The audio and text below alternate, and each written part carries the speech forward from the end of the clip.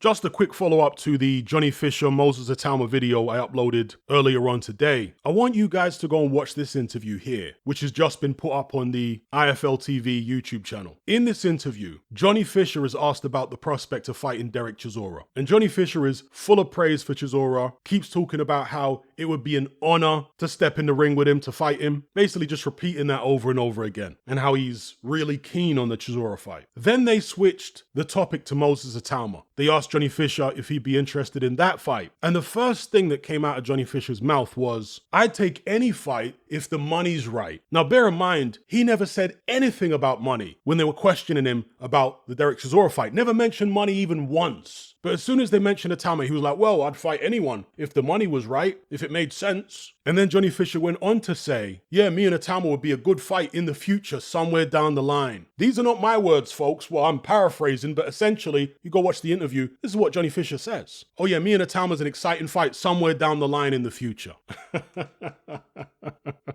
So again, all you guys thinking this is some type of 50-50 between Itauma and Johnny Fisher. Based upon what Johnny Fisher said in this interview, he doesn't even think it's a 50-50. He thinks Itauma's too much for him, despite the fact Itauma's much younger. And this is another bugbear of mine, right? Over the past few decades, this really strange situation has emerged whereby fans and pundits and what have you seem to think that being a young heavyweight precludes you from being world class or a world champion. What on earth is that all about? You know, back in the 70s, 80s, 90s, if you were 27, 28, you were seen as quite old for a heavyweight. And if you were in your early 30s, you were seen as potentially washed up. A young heavyweight in his early 20s wasn't told, oh, you need to wait till you're 27 or 28 before we put you in there with a world champion. No. They were trying to fight for world titles in their early 20s. But now all of a sudden, no, he's in his early 20s, he's a baby. Where's all this come from? If you've got the necessary amateur experience and you picked up boxing at a young enough age, then there's absolutely no reason, if you're good enough, that you shouldn't be fighting for world titles in your early 20s. But because we haven't seen it for so long, for a number of reasons, one of the reasons being a lot of the top guys took up boxing relatively late. AJ took it up relatively late. Deontay Wilder took it up relatively late. Even Usyk took up boxing relatively late. Go look that up. But Moses Itauma took up boxing when he was like 9 years old. So he's been doing it a decade. He's been boxing far longer than people, for example, like Fabio Wardley, his gym mate, both trained by Ben Davison. And people are talking about Fabio Wardley not being far off a title shot. So yeah, I think people need to get this idea out of their heads that you need to reach a certain age before it's quote unquote safe to put you in there for a heavyweight title. No, you don't. If you've got the amateur experience and you got the technique and you got the confidence, then there's absolutely no reason at all why you shouldn't be challenging for world titles in your early 20s. There's no need to wait. In fact, waiting could end up being a mistake. Some fighters peak earlier than others. Mike Tyson is actually an excellent example. He's still the youngest heavyweight champion in history. Became WBC champion at the age of 20. He had 9 successful world title defenses, losing in his 10th defense to Buster Douglas. At that time, Mike Tyson was about what? 23, 24? He was an undisputed heavyweight champion with 9 title defenses at the age of 23, 24. And if you think that, oh yeah, but he's an anomaly, that's not the norm. Floyd Patterson was the youngest heavyweight champion before him at the age of 21. And he had a number of defenses. Lost the title, regained it, all that stuff. And Floyd Patterson was not a top 10 all-time great heavyweight at all. He was undersized, really, Floyd Patterson. He was small even by the standards back then for a heavyweight. Muhammad Ali, of course, became heavyweight champion beating Sonny Liston at the age of 22. Sonny Liston, who was a monster. George Foreman, I think, was a bit older when he beat Joe Frazier, maybe about 23, 24, but still under the age of 25. When Larry Holmes beat Ken Norton for the WBC heavyweight title years later, he was seen even then as a late bloomer. I think he might have been 29, or was he just touching 30 when he beat Ken Norton? That was seen as old. That was seen as unusual. Yes, there had been older heavyweight champions previously, you know, Jersey Joe Walcott and whatnot, even Sonny Liston, but the norm was to be winning your first world title in your 20s, often in your early 20s. And so since Itauma turned professional at 18 years of age, specifically to try and break Mike Tyson's record, why would you not want him to try and achieve his goal? I don't get it. He's got a family. He's got a team around him. His brother, Carol Itauma, believes that he can do it, believes that he made the right decision in turning pro to try and break Mike Tyson's record. Now, that doesn't mean he's going to be successful, but there's no reward without risk, folks. If you want to do great things and make the history books, you're going to have to roll the dice. No one's ever going to break Mike Tyson's record by being coddled.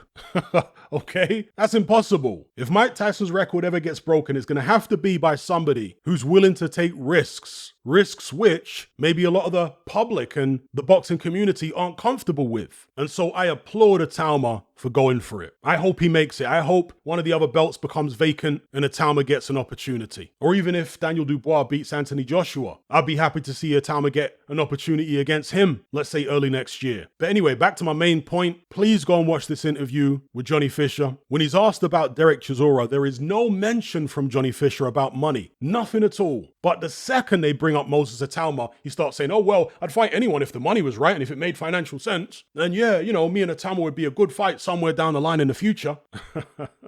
And I'm not hating on Johnny Fisher for saying that. In fact, I applaud him. He knows what's up. He knows he ain't ready for that Itauma smoke. He needs a lot more development. Never mind the ages. Johnny Fisher's a lot older than Itauma, like 6 or 7 years older. Itauma's the one with far more boxing experience. This is what you need to focus on. And I'm not talking about in the pro game because I've had a similar number of pro fights. I'm talking about amateur experience and even sparring experience over the years. Itauma's been sparring top professional heavyweights and cruiserweights since he was about 14 or 15. Johnny Fisher never laced up a pair of boxing gloves until he was in uni. Anyway, I'll leave it there.